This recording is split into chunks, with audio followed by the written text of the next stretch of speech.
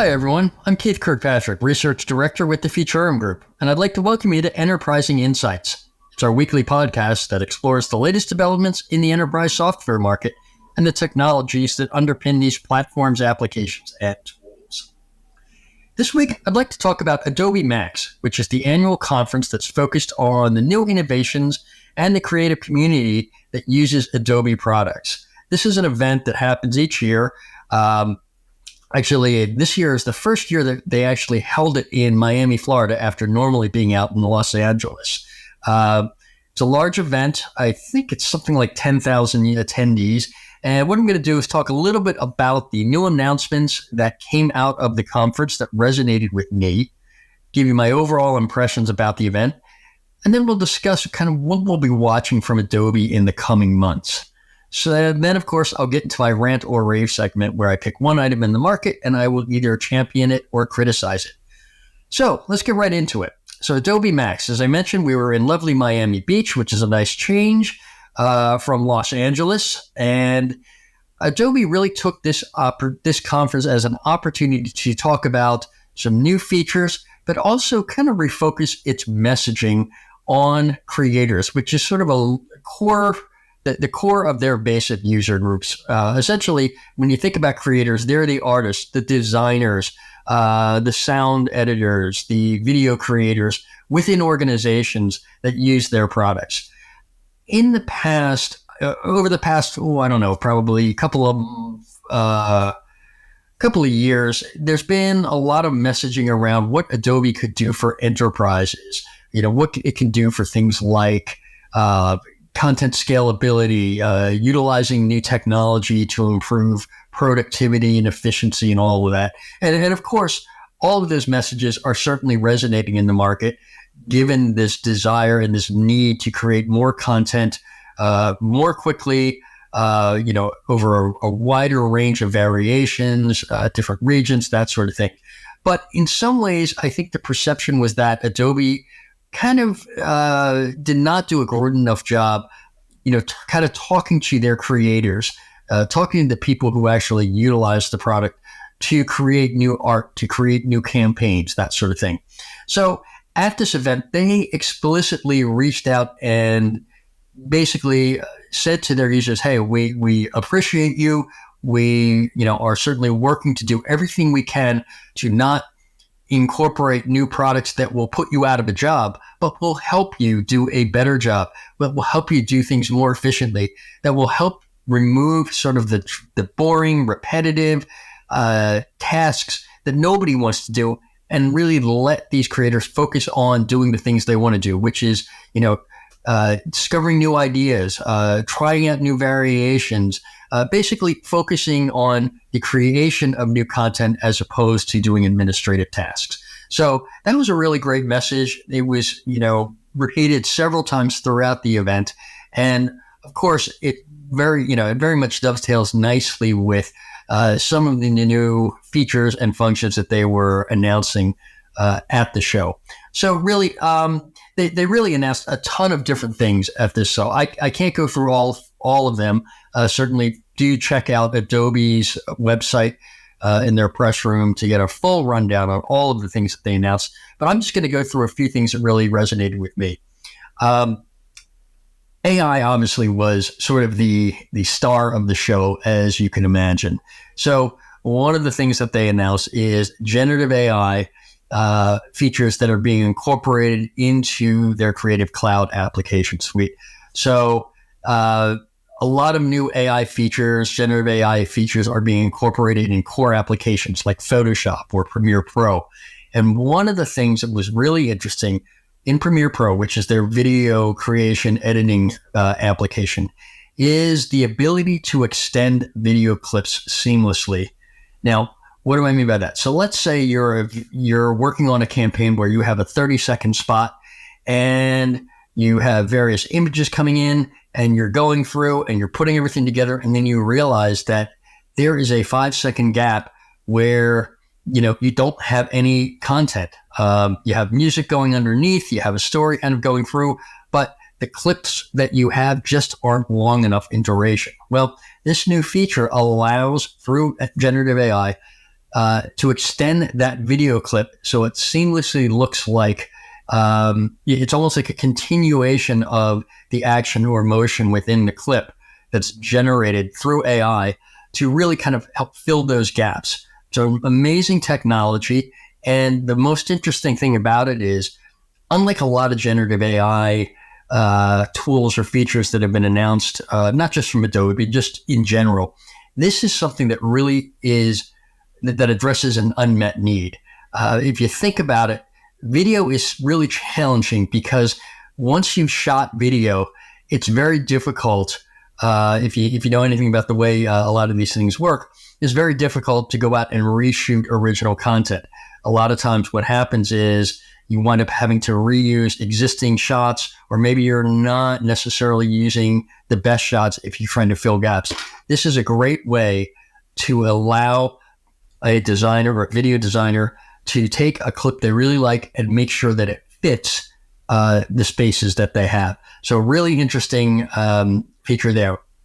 The other thing, of course, is Adobe announced a new Firefly video model, which is, essentially this is that technology, the underlying technology that allows video to be generated from a text prompt. So if you think about, the use of generative AI to create images, photos, that sort of thing, it's very similar. This will allow the creation of video simply from a text prompt. And the most important thing to remember about it is not just the fact that it can be done, but it's being done in a safe way. And by safe, I mean that the video model is only trained on either licensed content within Adobe stock or images that are royalty free. And that's rare that we're going to find that. But this is really important because if you think about the use of video in a commercial setting, it is absolutely critical that any content that is incorporated into this, into a campaign, that it is basically clear. It is licensed, paid for, so there's no possibility of infringement upon, someone else's work that was not credited. The other thing that's particularly important is making sure that you're not infringing on other IP rights. Meaning, if you were to say, I would like to generate an image of two people sitting down at a restaurant enjoying, a soda together. Well, the problem is if you just train models on images from wherever that are not properly labeled, you may wind up generating two people sitting at a table drinking a soda, but the soda, because of just the fact that it wasn't sort of vetted, it could actually have a brand on there, and that could be a real problem, particularly if, it's supposed to be used in in any kind of a commercial campaign. So the idea here is to make sure that the model is only trained on licensed content and there are proper controls applied so that when you ask to have a generic image generated, it doesn't come back with branded content that you shouldn't be using. So that was a really interesting announcement. There are a couple other things that really kind of struck a nerve with me. There are some new collaboration tools that were announced with Frame.io. Frame.io is their application that allows folks to collaborate on various video projects. So, for example, if you were to record a video and you wanted your client to go through and make annotations, say, make this section longer, cut this out, make this cut look, more seamless. That is the tool that allows that collaboration to do it within a platform where the video is running. So it's, a real sort of, a way to streamline that collaboration process with video. Now, they also announced some new camera integrations that allow for a direct upload from Canon, Nikon, and Leica cameras. That's really important because there's a direct link in the field from the camera to the cloud, so you don't have to go back to your studio and upload it. But even more importantly, these cameras are also supporting the Content Authenticity Initiative, which incorporates metadata to show the source of the image, and then, of course, it captures any other data that's in terms of, was this image modified by AI or not?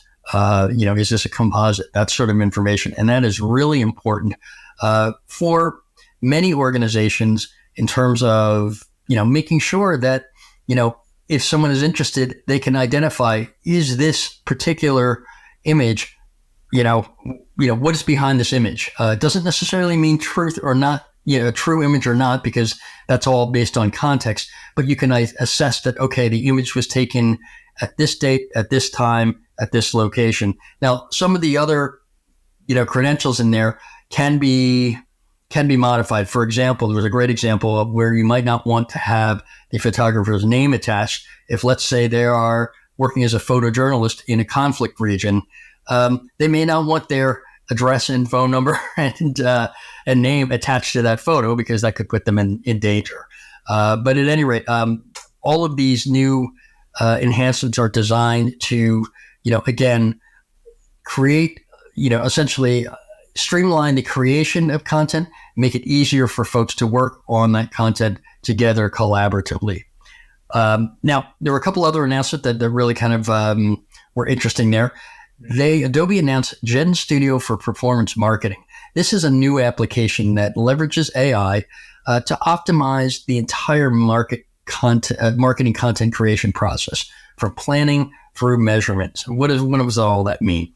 Essentially, if you think of content and using it for various campaigns these days, it's not about this, mass marketing approach that was taken several decades ago. The idea is that you want to reach out to people and reach the right segment of people, and then make sure that you're appealing to them in a very personalized way. And that all requires data. And what Gen Studio for Performance Marketing does, it is designed to make it easy to have one place where a marketer can go in, find the audiences that they want, segment those audiences, and then incorporate various data from their own sort of data sources to then personalize that, to make sure that campaigns go out to the right segments and have the right elements there, all on a single platform. And of course, because it's part of the Adobe ecosystem, is part of the platform, it's very easy to integrate and pull content from a variety of different places, whether we're talking about the Adobe Experience asset management system, or the Content Hub Studio, or assets that are being worked on in different applications. The goal is to provide a sort of a single platform to make it easy to grab all those assets without having to make 1,000 copies where you're not sure which generation is the right one. So that's an interesting announcement. I'll have more on that later in subsequent podcasts. But ultimately, the main thing to remember about that is Adobe is trying to make it easy for marketers and creators to work together, and then to quickly take all of these assets and then really activate them in marketing campaigns. Now, the last thing that I'll mention here that was really interesting is something called Project Neo. And this is something we got a preview of. It's not available yet, but it is a technology that allows the creation of 3D images, in a 2D space. It allows, basically, the goal is to make it easier for 2D artists to transition into creating 3D art. And I actually saw a demo of this on stage, and it was really interesting because they were taking an image, incorporating different elements, and really allowing that creator to make very realistic 3D models that not only look great, but where each element was able to be controlled as sort of a separate layer, allowing it to be reused, resized, repositioned, getting different angles, all of that kind of stuff, which is very important, particularly as content is sort of the core assets of content are increasingly being reused in different media, both in static still imagery as well as in video. And the creation of 3D art and objects is sort of a key to unlocking, additional eyeballs, because it is pretty interesting to look at. Now, I think there's a couple of things that are kind of overriding in this whole conference that are interesting. And I sort of alluded to it earlier, but when we think about Adobe, it is a very, very powerful platform. It is obviously geared to enterprise use. And I think that's really important to think about. What are the elements there? Well, obviously it's robust, it's scalable, and increasingly, if you think about the types of content that is being, worked on, created, these files are really, really large. So when we talk about large files, we're talking about massive, massive video files that honestly, if you were to move them around, it's going to take a lot of time. If you're going to copy them, it's going to take up a lot of space, and you could wind up having issues in terms of, which generation are you working on, who is, changing what elements. So the idea that this is a single platform where there's one spot to go for that asset, and people can basically go in and modify that within a single platform, that's sort of a huge benefit to using an Adobe, product versus some of the other ones out in the market. And I don't mean just in terms of creation, but I mean about actually, going outside of the creation part and actually getting into the activation part, which is looking at sort of the marketing solutions. And again, does this matter as much for small organizations? Not currently, but I think it will in the future. And the reason for that is with all of these tools, particularly generative AI, it is going to become much more cost efficient for designers and marketers to create not just a couple of dozen variations, but hundreds or even thousands of variations on a single asset. So you can have different assets in different formats for things like Instagram or Facebook or the web or text or what have you. But then you could also have variations based on region and language. Then you can actually segment that even further in terms of, well, maybe one asset would be designed to appeal to people in a specific generation or a specific gender or what have you. The combinations or the possibilities are almost endless in terms of how many different ways you could segment the market. Up until generative AI, it was almost impossible to create variations for all of that because it just took too much time. You'd have to have a designer going through and manually changing all of those elements every time you want to have a variation. Now, with generative AI, you're actually able to create variations at scale. And that is sort of one of the core messaging points about Adobe and generative AI. It's not just that it really allows people to, create things from, let's say, a text prompt. It's really about improving scale, by allowing designers to basically create, hundreds of variations on a single asset very, very quickly instead of, forcing them to do that manually. Now, I'd also just mention an interesting point about, using generative AI to create initial assets versus using generative AI to, to create variations. I think we're at an interesting point in the market right now where very few creative teams, I think, are using generative AI as sort of the genesis of their ideation phase. I think most are still, doing it the old-fashioned way where they have an idea and maybe they'll sketch something out and create the concept that way from their own mind. We might just start to see that shift a little bit, but I still think there's a lot of pride and a lot of value in having ideas come, directly from the minds of creators instead of having it be somewhat derivative by using a generative AI text to image or text to video tool. We'll have to see where the market goes, but, that's my sense now. I've talked to several creators on site there who also tended to agree with that approach.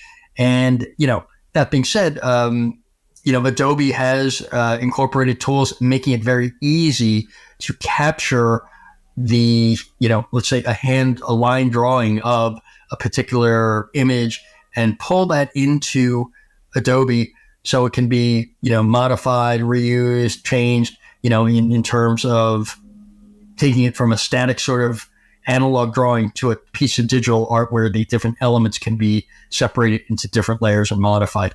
So I think Adobe realizes that as well. What else? I think there is another thing that I think, I should address here is Adobe really focused on announcing a ton of things, more things that I haven't even had time to talk about today.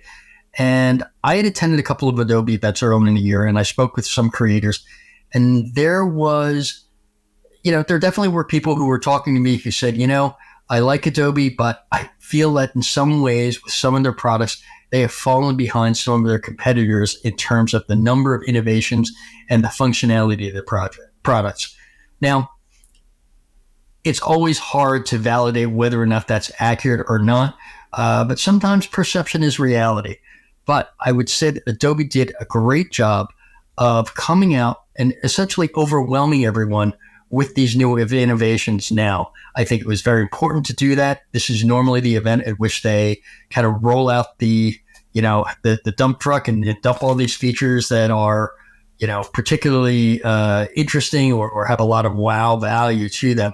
And I think they needed to do that because you do have some rivals out there like Figma, like Canva, which have continued to innovate and, in some ways are viewed as sort of being the more nimble upstarts. Now, that being said, I don't think anyone is going to argue that certain Adobe products, are clearly sort of leaders in the market.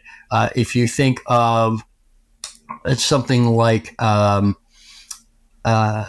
Adobe's video offerings there, like Premiere Pro, that's clearly a very, very popular application. I forget the exact statistic, but it has, a massive amount of market share. Most professional designers are choosing that platform. And I think all they need to do there is to show that they were continuing to innovate and incorporate new features there. Again, the most important thing for Adobe, I think, is the fact that they have positioned themselves as the safe vendor for companies looking to do commercial work and incorporate images and video that may have some element that has been generated through AI. They have a very strict approach, which is they will only train their models on content that has been licensed and is sitting in their stock, Adobe stock, or content that is royalty free, and that would be like public domain images. Now, they've had some challenges in the past, and they admitted it in terms of the messaging around their terms of use. They were a little confusing. I think a lot of this is a combination of two things. One, Adobe could have been a little clearer when they revised their terms of use, terms of service. And the other thing is that I think just in general, sometimes the community, the creative community, will see something, not fully understand it, and then assume the worst. And then, of course, like anything else these days, they hop on their message boards and things kind of go viral in the wrong ways. I still believe that Adobe is taking the right approach and is probably one of the safest, if not the safest platform for folks to, to use generative AI to create video, text, what have you. Now, that being said, if they wind up having issues, again, with content that is being generated and it's either violating, any kind of IP, or if it's spewing out toxic material, Adobe's going to have to deal with that again. And, hopefully they've learned from sort of past slight missteps. I think they have. But, that's something where I really do believe that most organizations out there realize that Adobe is, sort of a leader in the space and has taken a very strong approach by saying, when we're going to use AI, at the very start, we're going to make sure that we only train on content that we believe is safe to be used. This kind of stands a little bit in contrast with some rivals. Canva, for example, takes a wider approach to incorporating content and ingesting content into its models. And then once it's in their model, they will go through and, address it by going through and, making adjustments to make sure that, there aren't, the model does not return any sort of IP, does not violate any IP or does not return inappropriate images, that sort of thing. And again, they claim that that's, been an effective way to deal with that issue. Again, it's hard to say which approach is the best, but I think generally speaking, it's always easier to say we're only going to use licensed imagery, and we're going to make sure that we, train and label our models from the get-go to avoid issues around IP violations or toxic content or inappropriate images at the start, rather than sort of pulling them into the model and then apply some sort of moderation. I think the most, or the other thing that I think is really important here about Adobe is they are, I think, one of those companies that are very much focused on making sure that users are able to utilize their platform, which is very powerful and wide-ranging, in a very, very kind of simple way. And what they've done is made it so if you are, let's say, a designer, you can work in the application you like, whether it's Illustrator or Lightroom or Photoshop. And once you're done with that, you can save your work and it can be picked up through another application, through the DAM or what have you. And you don't need to do anything differently. This enables creative people to work in the applications where they feel comfortable. It allows marketers for them to work in the applications that they feel comfortable. And there's really only one sort of original asset instead of having versions being copied all over the place.